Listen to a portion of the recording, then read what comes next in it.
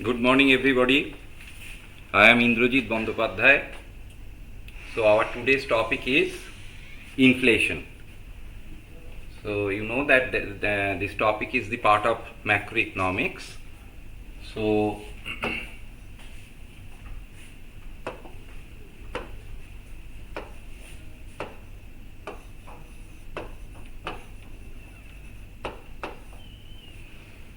today we are going to study inflation. So, before going to the depth of the study, first we have to understand that what is the definition of inflation. Now, colloquially, that means if we are not the student of economics, then normally we know that inflation is the price hike. That means the increase of the prices of all the commodities and services also, mainly of the basic necessities. And we all as a community are normally deprived when the inflation occurs. Why? Because since this is the topic of the macroeconomics, so macro means in total. So you see that when inflation occurs, we all are deprived with our real purchasing power, purchasing capacity, and probably we all spend our life in misery because the price of the commodities have been increased a lot. But that is the perception of the common people. Now, from the economics point of view, there is a specific definition of inflation, what we have to study and we have to remember. So, what is that definition? The definition of inflation is actually the excess money supply backed by a few goods. So, inflation refers to excess money supply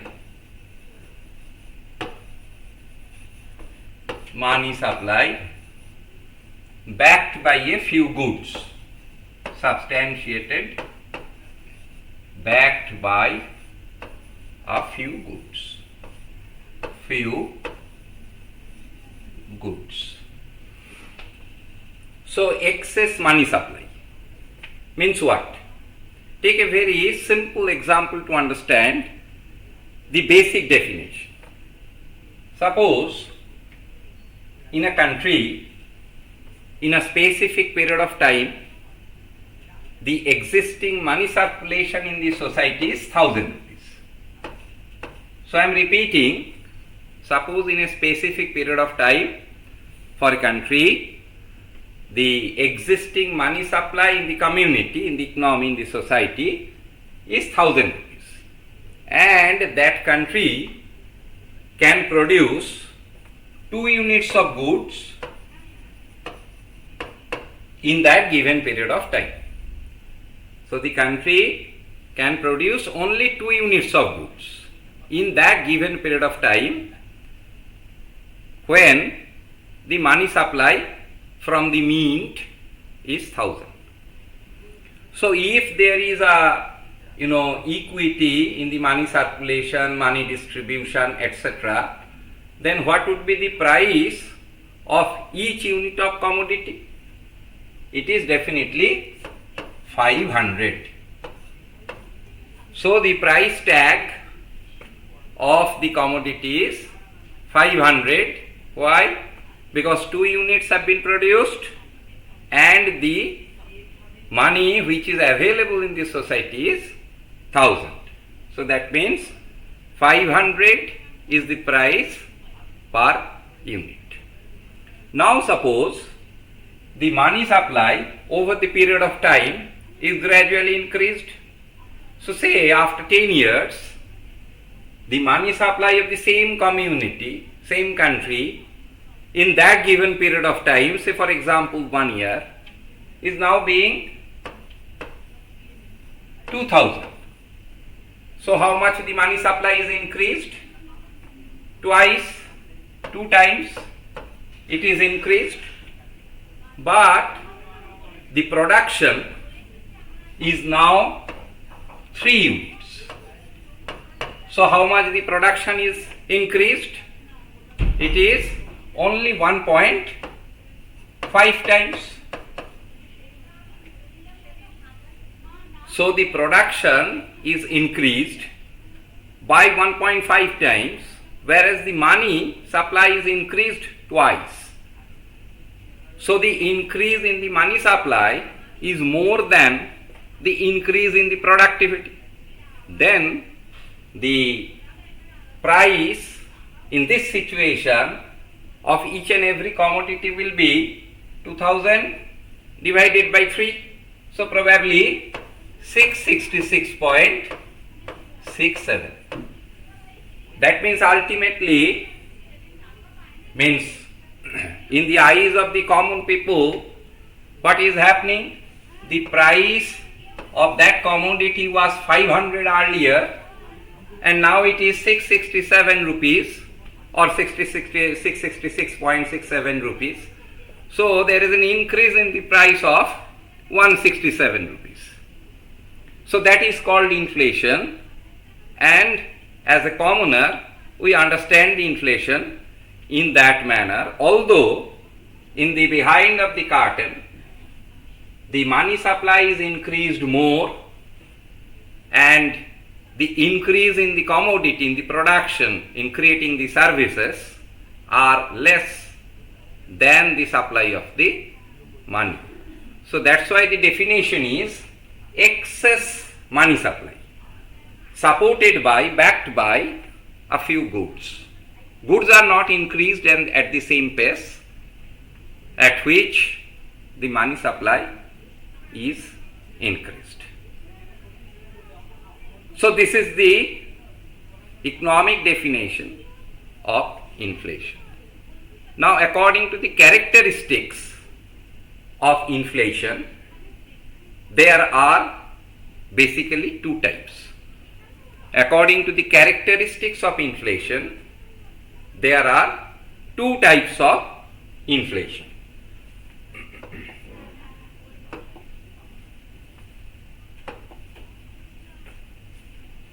So now types of inflation.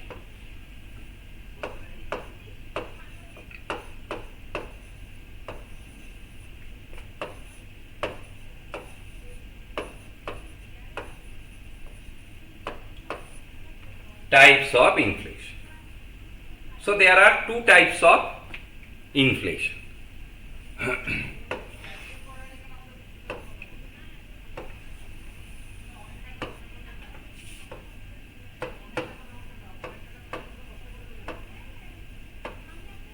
First one is demand pull and second one is cost or wage push. So first one is demand pull inflation and second one is cost or wage push inflation. So as the name suggests, from the name itself we can understand the meaning of these two types. First one is demand pull. That means excess demand, increased demand with a given supply can increase the price, can make the price up. So if the inflation occurs due to sudden increase in the demand of the basic commodities with a given supply, then it is called the demand pull inflation. In one sentence, we will explain it in detail later on. Now the second one, that is the cost or wage push inflation. So here the supply with a given demand, the supply is in constraint. That means there is a supply shock. Why? Because the increased wage or increase in the cost, that increases the cost of production, the total cost of production. Wage is a part of the production cost. So if the wage is increased due to any reason, So then the total cost of production is also increased. Now, since the total cost of production is increased, the propensity to supply among the producer will decrease, and the market observes a supply shock. That means a deficiency in supply, whereas the demand is constant. So with a given demand, there is a shortages of supply. So due to that also, the price of that particular commodity can be increased in the market. And that kind of inflation is called cost or wage push inflation. Now theoretically, since the reasons are different, so we can differentiate between the demand pool and cost wage push inflation. We can differentiate theoretically, but practically when inflation occurs, it is very difficult to find out due to which reason the inflation is occurring. So in practice it is very difficult to differentiate between these two types of inflation. But still we have to study elaborately one by one. So let us start with the demand pool inflation.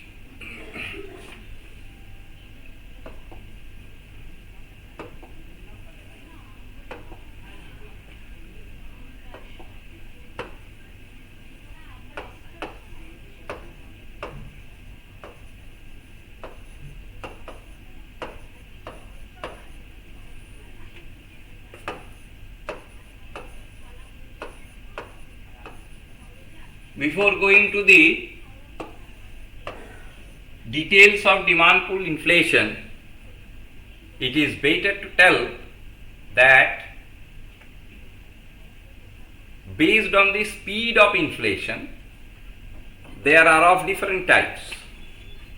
Demand pool and cost pool, this differentiation, distinction is based on the characters of inflation. But based on if the parameter is the speed, then the inflation can be segregated, differentiated in some types called crawling inflation. Crawling, that means the speed is very less. Crawling or creeping inflation. Then if the speed is little bit higher than the crawling or creeping, then it is called walking inflation.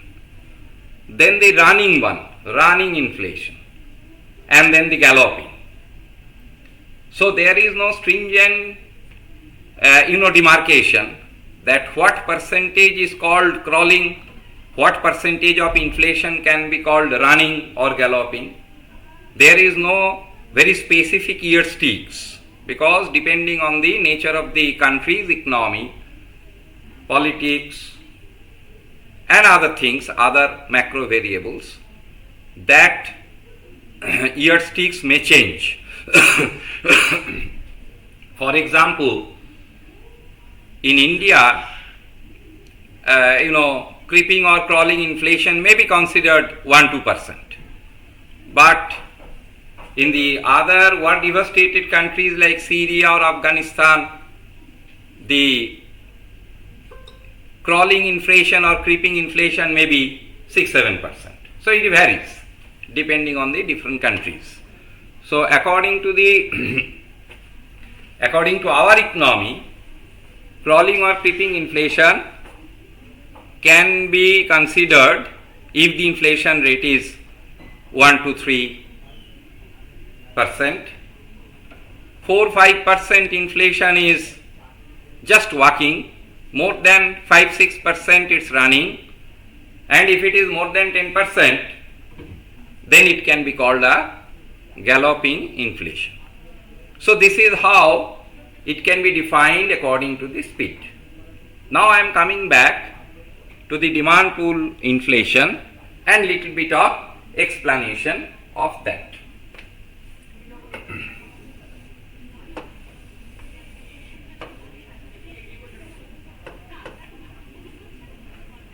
Along the along the x-axis,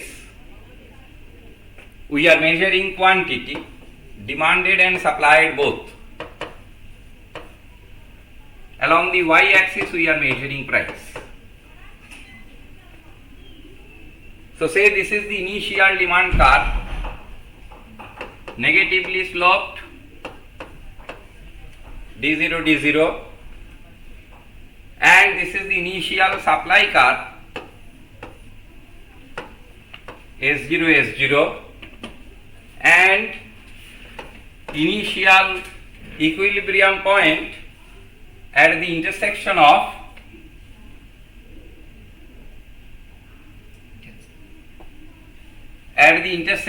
demand and supply. This epsilon 0 is the equilibrium point which occurs at the intersection of demand and supply. Now suppose the country's economy is having this kind of state of equilibrium.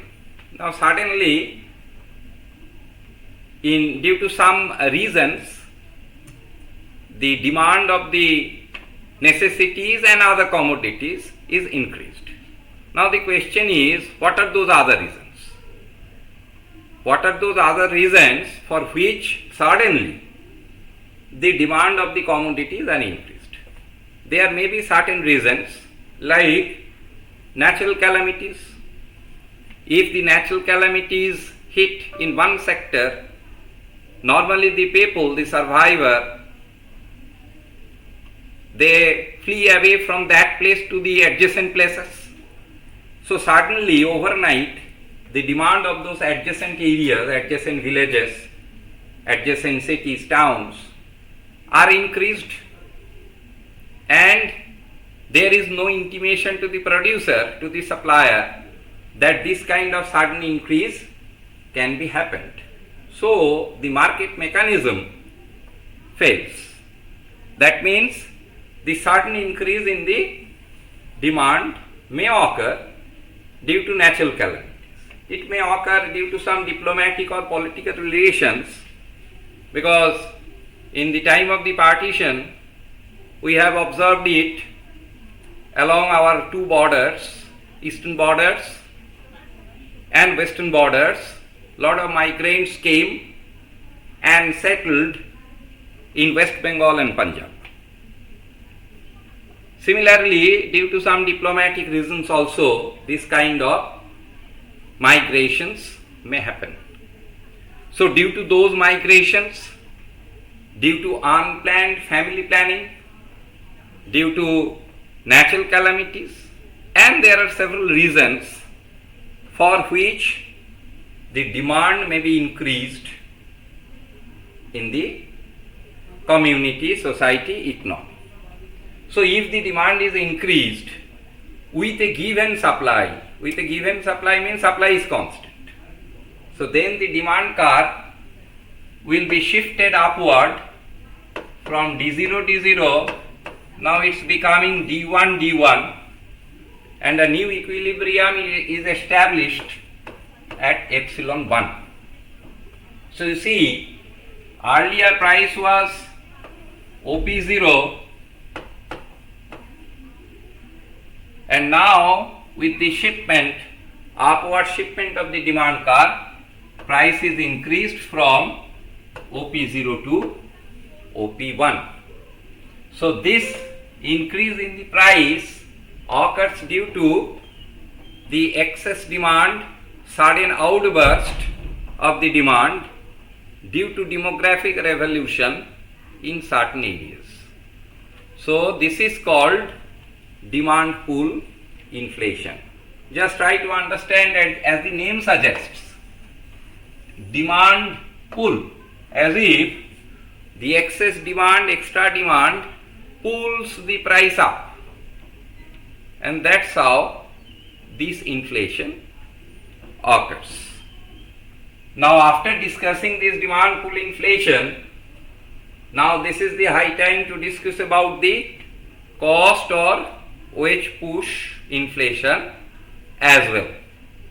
After discussing the cost or wage push inflation, then we have to discuss, we have to understand that whether inflation is beneficial for the economy or it is harmful to the commoner, and especially for the undeveloped and developing economies.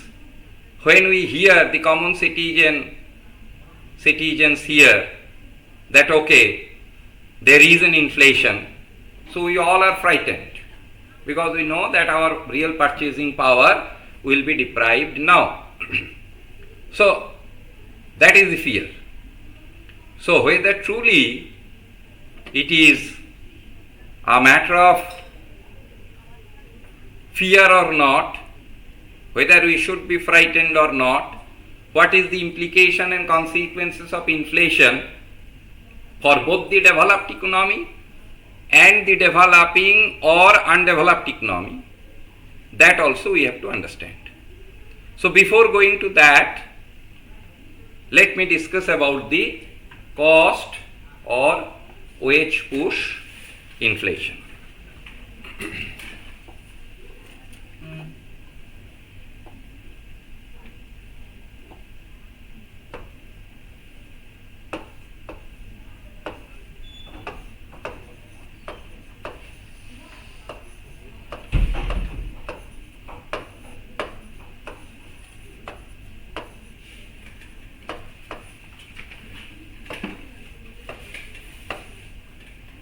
So now it is cost or wage push inflation what we are going to discuss. So first you see that in the definition of the management, what is the job of a manager? The job of a manager, management is an art of doing things or getting things done by others. That means a manager's job is to complete the entire task for which he is responsible, and the task is distributed to the other people in such a manner that all the persons feel motivated to complete that job. So in one line, that is the definition of a management or a manager. So motivation is an important thing for doing any kind of job, and the manager is responsible to generate that motivation. Now, according to Abraham Maslow, there is a famous Maslow's theory of motivation. A pyramid structure is there. So to understand the cost or wage push inflation in a better manner, we have to introduce that concept from management, because both the subjects are interlinked. So here you see I am drawing that pyramid structure which has been propagated by Abraham Maslow. So what is the basic need of a worker? That is food, clothing and shelter. Food, clothing and shelter. That is the basic need. So once you fulfill this need, how that worker can be motivated? You have to fulfill the second need of that worker. So what is the second need? Second need is safety and security. Safety and security. This safety and security is actually the social safety and security. That means providing them the retirement benefits, mediclaim policies, etc.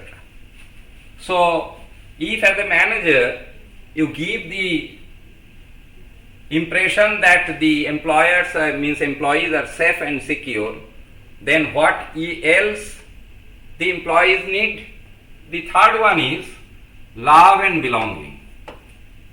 Love and belonging. That means you have to create an environment in the workplace where all the fellow employees are bound with sincerity, affection, mutual respect, love, and as if they are tied and working in a group. So that is the meaning of this love and belonging. After getting that, how the employees are being motivated, then you have to provide them the esteem. Everybody want to be first among equals. Everybody wants to. So esteem is that kind of thing. That means you are definitely working in a peer of groups, but at the same time you have the inherent desire in your subconscious mind that I want to be the leader or maybe the first among equals. So that is the esteem need. So manager has to provide that specific employees for getting the work, motivated work. And the last one is little bit of transcendental need, that is the self-actualization. Self-actualization. Now if you look at this pyramid, you can understand that the first two steps of the pyramid can be met, can be satisfied by giving the financial aids. Means if you increase the salary, the wage, then definitely the employees will be in a better state in terms of food, clothing, shelter, in terms of safety and security. But beyond these first two stages, love and belonging, esteem and self-actualization cannot be bought by the wage through money. So those are psychological needs. So the first two needs are financial, other needs are psychological.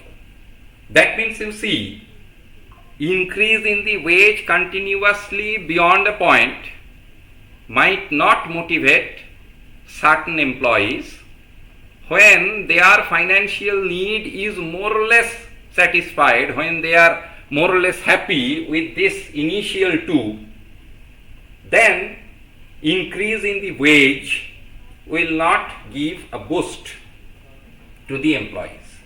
That's why in economics we have a concept called backward bending labor supply curve. So here you see, this is a supply curve, peculiar in its shape, S, and the name of the supply curve is backward bending labor supply curve. Along the y-axis we are measuring wage, along the x-axis we are measuring productivity.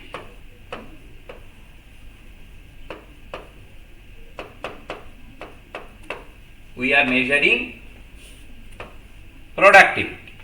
So see the meaning. Suppose the wage of an employee is OW0. So his productivity is OX0. Now the wage rate is increased from OW0 to OW bar.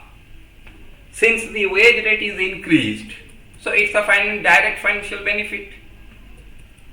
So that employee feels motivated and the productivity of that employee is increased from OX0 to OX1. After that, if the management wants to increase the wage beyond OW bar, say OW2, then that employee may not be motivated. Why? Because that employee may cross that first two steps of Abraham Maslow's.